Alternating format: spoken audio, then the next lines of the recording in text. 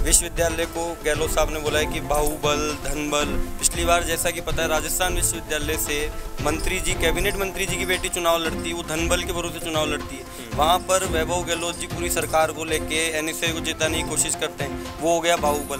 तो विद्यार्थी परिषद के कार्यकर्ता कहाँ बाहुबल कर रहे हैं और कहाँ धनबल कर रहे हैं। इनको लिंग 2 कमेटी के नियम 13 साल में इसी साल याद आए हैं। ये खुद के ही पैरों पे कुल्हाड़ी मार रहे हैं। उनको लोगों को पता चल रहा है कि ये सरकार तानाशाही है और इनका जो ये डर है कि अगले साल कांग्रेस नहीं आ पाएगी, जो ये गहलोत जी को डर है, ये डर वो अब सच साबित कर रहे हैं। गहलोत साहब खुद छात्र राजनीति से निकले, उनको तो इस छात्र राजनीति में मतलब उनके पक्षदार होनी चाहिए। हम गहलोत साहब से सवाल करते हैं आपके मीडिया के माध्यम से कि गहलोत साहब बताएं, जब 2 महीने तक अपने विधायकों को सरकार बचाने के लिए होटलों में रखा था, 5 सितारा 7 सितारा होटलों में रखा था, तो वो पैसा कहाँ से आया था? भारत जोड़ो यात्रा में बहुत अरबों खरबों का इन्वेस्टमेंट हुआ है, बहुत बड़ा पैसा लगा है भारत जोड़ो यात्रा में, वो पैसा कहाँ से आया था? मैं समझता हूँ कि इतना पैसा खर्च हुआ था कि दोबारा 5 साल कोई भी दल की सरकार बन सकती थी अगर इतना पैसा उन्होंने खर्च किया था।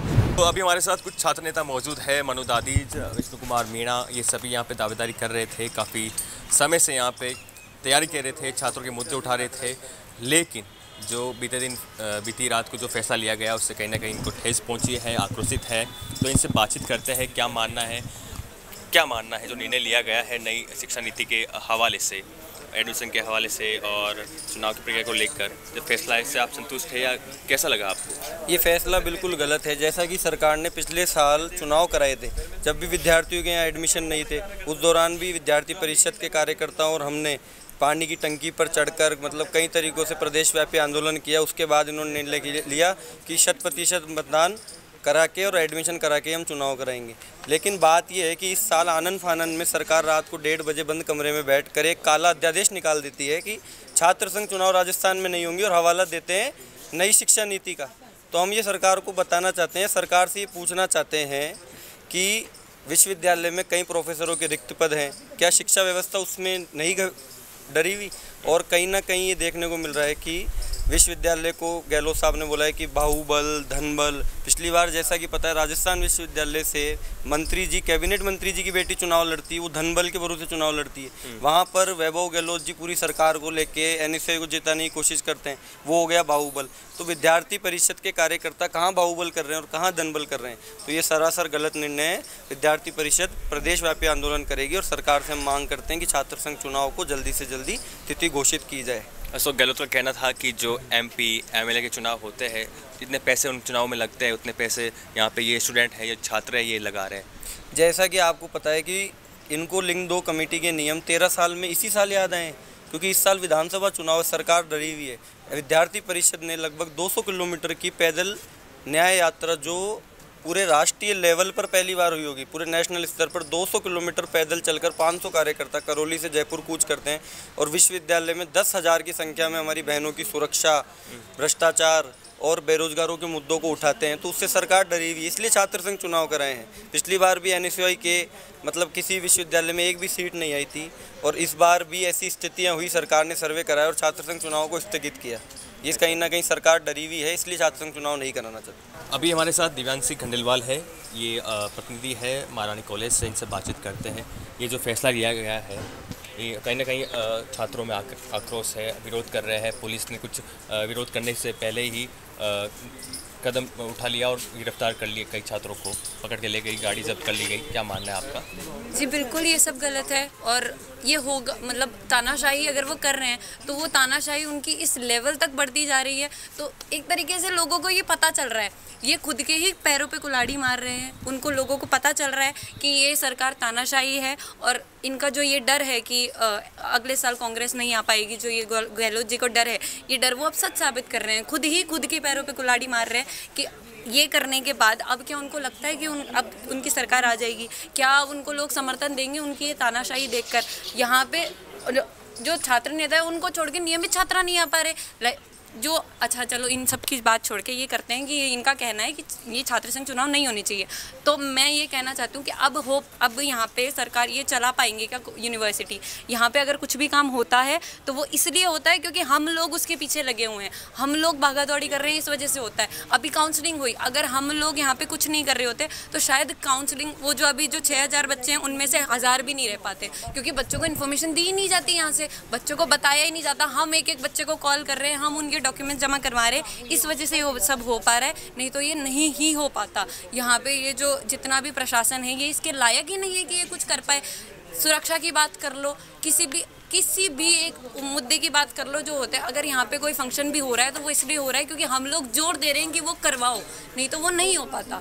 तो इस सब का विरोध तो करेंगे और हम आखिरी दम तक लड़ेंगे। शायद से गहलोत जी को ये डर है हारने का, पर हमें हारने का डर नहीं है, तो हम तो हमारा मनोबल आगे बढ़ के हमसे जितना हो पाएगा उतना करेंगे। हमारे साथ अभी विष्णु कुमार मीणा है, ये संघर्ष कर रहे थे, यहाँ पे छात्रों की आवाज़ उठा रहे थे। ये जो फैसला लिया गया है गहलोत सरकार के द्वारा, ये बैठक होती है शिक्षा जो उच्च शिक्षा मंत्री है उनके हवाले से कहा जाता है कि उनके राजेंद्र यादव है वो फैसला कर सकते हैं, अभी भी कुछ हो सकता है, आखिरी फैसला वही करेंगे। क्या गुंजाइश है वापस इलेक्शन होने की? सर गुंजाइश तो अगर सरकार चाहे तो कुछ भी कर सकती है। सरकार ने खुद ने नियम बनाए, खुद ने उन नियमों को तोड़े। हर बार सरकार जो हमारे अशोक गहलोत साहब हैं वो हर बार यही रवैया अपनाते हैं। वो काले कानून ले आते हैं, बना देते हैं, फिर उन्हें तोड़ देते हैं वापस। तो ये सरकार जिन मुद्दों पे इनको बात करनी चाहिए, जिन मुद्दों पे इनको काम करना चाहिए, उन मुद्दों पे सरकार कोई काम नहीं करती। और छात्र संघ चुनाव जहाँ से छात्र राजनीति स्टार्ट होती है, पहली सीढ़ी मानी जाती है, वहाँ पर ये काम करते हैं, ये उनको रोकते हैं, छात्र संघ चुनाव निरस्त करते हैं। ऐसा नहीं करना है। मैं माननीय अशोक गहलोत साहब से कहना चाहता हूँ कि हम एबीवी के कार्यकर्ता हैं, हम उग्र आंदोलन करेंगे। अगर आप ये निर्णय वापस नहीं लेते हैं तो हम राजस्थान लेवल पे उग्र आंदोलन करेंगे। आप और छात्र संघ चुनाव एबीवी संगठन से जुड़े हुए हो, NSUI संगठन अभी क्या कर रहा है? कुछ उठा रहा है, मुद्दे उठा रहा है? ये जो चुनाव हुआ है, चुनाव होने चाहिए, क्या बात कर रहा है वो भी? जी सर, ये उसी का एक पार्ट है, कांग्रेस का एक पार्ट है। तो जैसे उनके आला कमान निर्णय लेंगे वो उस निर्णय के खिलाफ नहीं जाएंगे। मुझे तो यही लगता है कि वो उस निर्णय का पालन करेंगे, जो आला कमान कहेगा वो NSUI करेंगे। बीती रात को जब ये फैसला आया था और छात्रों को पता लगा कि ये फैसला ऐसा आया है और चुनाव नहीं होंगे यहाँ से, तो अशोक गहलोत का पुतला यहाँ पे दहन किया गया था, तो वहाँ पे कौन कौन मौजूद थे? NSUI से कोई मौजूद था? हाँ, सभी छात्र नेता वहाँ पर, वो एक आम स्टूडेंट के तौर पे यहाँ आए थे। उन्होंने साल भर संघर्ष किया है, मेहनत की है, उसके आक्रोश में उन्होंने अशोक गहलोत साहब का पुतला दहन किया। अच्छा, ये NSUI संगठन और एबीवीपी साथ आकर और बाकी जो निर्दलीय दावेदारी कर रहे हैं वो सब साथ आके क्या इसका विरोध करेंगे? सर अभी तो कुछ ऐसा हमें ध्यान में आ नहीं रहा है कि ऐसा कभी भविष्य में हुआ हो या फिर आगे हो, ऐसा हमें लगता नहीं है। लेकिन हाँ, हम मजबूती से एबीवीपी मजबूती से इसकी लड़ाई लड़ेगी और छात्रों के लिए मांग रखेगी। तो अभी हमारे साथ कुछ छात्र हैं, इनसे बातचीत करते हैं, इनका क्या मानना है कि ये जो फैसला लिया गया है गहलोत सरकार के द्वारा कि राजस्थान में जितने भी विश्वविद्यालय हैं वहाँ पे छात्र संघ अध्यक्ष या छात्र संघ चुनाव नहीं होंगे। तो यहाँ पे कुछ युवा हैं और छात्र हैं, इनसे बातचीत करते हैं। क्या नाम है भैया आपका? मेरा नाम निर्मल यादव है। और जो कल गहलोत साहब ने रात को 1 बजे काला फरमान जारी किया, हम इसको काला फरमान ही बताएंगे। और गहलोत साहब ने जो कल रात को 1 बजे काला फरमान जारी किया है, गहलोत साहब खुद छात्र राजनीति से निकले हैं, उनको तो इस छात्र राजनीति में मतलब उनके पक्षदार होनी चाहिए।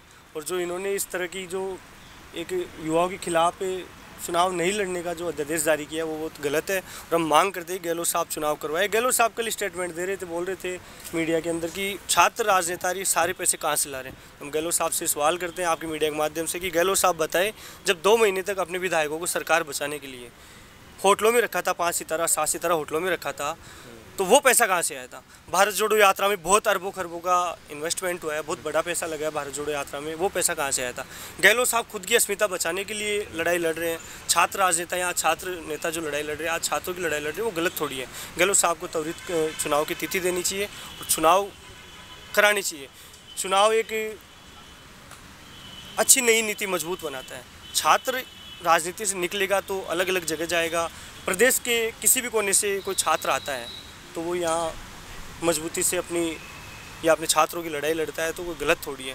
गहलोत साहब इस बात को, उनका कहना है कि शिक्षा के दृष्टिकोण से देखें तो ये जो चुनाव होते हैं तो पढ़ाई नहीं हो पाती है, पैसे खर्च होते हैं, छात्र अपना सत्य प्रदर्शन दिखाते हैं, पैसा कहाँ से लाते हैं, और ये धन बल बाहुबल ये सब नज़र आता है। सब ये तो अपने अपने हिसाब से करते हैं, कौन सा पैसा खर्च हो गया। 20-19 सब छात्र नेता अपना अपना प्रयास कर रहे हैं, सब अपना अपना भाग्य आजमा रहे हैं। गहलोत साहब भी तो इस बात की पुष्टि करें ना कि हम पूछ रहे हैं आपकी मीडिया के माध्यम से कि वो बताए इतना पैसा कहाँ से लाए थे जब 7 सितारा होटलों में रहे थे। ये बात बहुत ये अहम सवाल है कि वो बताए इतना पैसा कहाँ से लाए थे, इस बात का पूरा हिसाब दें। मैं समझता हूँ कि इतना पैसा खर्च हुआ था कि दोबारा 5 साल कोई भी दल की सरकार बन सकती थी अगर इतना पैसा उन्होंने खर्च किया था। इस बात का वो सवाल हमारी मांग है, ये सवाल है कि वो इतना पैसा कहाँ से लाए थे, बताएं हमें। तो आपका क्या मानना है, ये क्या कारण हो सकते हैं, ऐसे ये चुनाव को टालने की या पाबंदी लगाने के पीछे कारण क्या हो सकते हैं? ये तो कारण उन्होंने बता दिया कि पढ़ाई हो, पैसे खर्च हो रहे हैं और जो एडमिशन चल रहा है, वो एग्ज़ाम होने वाले हैं, ये सब उन्होंने अपने अपने बता दिया। आपको क्या लगता है कि कारण क्या है? कारण यही हो सकता है कि उनने हो सकता है कि ये चुनाव हारने की भी कोई बात सामने मीडिया के माध्यम से हमें पता लग रही है, लेकिन ऐसा कुछ नहीं है। एनएसयूआई आज बहुत मजबूती से अगर किसी को कैंडिडेट बनाती है तो एनएसयूआई बहुत मजबूत स्थिति में कैंपस के अंदर चुनाव जीत के आती है। और गहलोत साहब से हम तो मांग करते हैं कि चुनाव कराएं, निश्चित ही एनएसयूआई को जिताकर यहाँ से लाएंगे। गहलोत साहब से हम विनम्र आग्रह करते हैं कि वो चुनाव करवाएं, निश्चित तौर पर हम एनएसयूआई को पूरे पैनल को जिता के लाएंगे। अगर क्या लगता है कि अशोक गहलोत इसको पीछे नहीं लेते हैं, ये जो उन्होंने घोषणा की है कि चुनाव नहीं होंगे, ऐलान किया है, अगर वो नहीं करते हैं वापस फिर से, तो आपका कदम क्या रहेगा? हम गहलोत साहब को मजबूर करेंगे चुनाव लड़वाने के लिए, चुनाव कराने के लिए राजस्थान के अंदर कि उन्हें चुनाव करवाने होंगे। गहलोत साहब को बिल्कुल पुरजोर तरीके से विरोध प्रदर्शन करेंगे पूरे जयपुर के अंदर। संयुक्त छात्र संगठन जितने भी है उनके साथ साझा रूप से मिलके और गहलोत साहब को इस बात के लिए अडिग होकर मजबूर करेंगे कि चुनाव करवाए। गहलोत साहब को चुनाव निश्चित रूप से कराने चाहिए।